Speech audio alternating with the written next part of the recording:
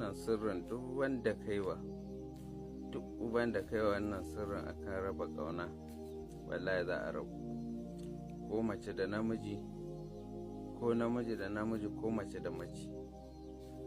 Fatar jaba za ka samu ka yanka ta biyu.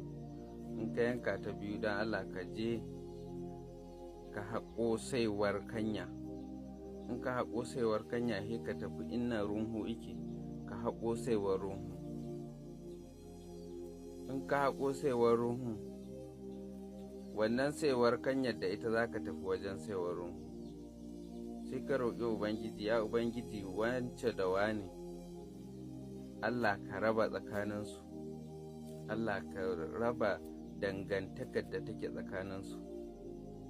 Sai ka sa wannan saiwar kanya a jikin saiwar runhu tare da wannan fatar jaba. Sai ka dawo wajen saiwar kanya, sai ka sa wannan saiwar runhu a jikin saiwar kanya da niyya Allah ya raba wance da wani tare da wannan fatar jaba.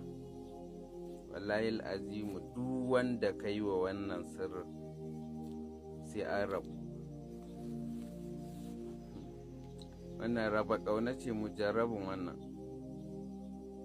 inda ka yi ta sai an rabu. Wannan raba ƙaunar tana da zafi, kuma ba ta ɗaukar wani lokaci mai yawa, ba ta ɗaukar wani lokaci mai yawa. Wallahi za ka ga akan abin da ka yi ta yi.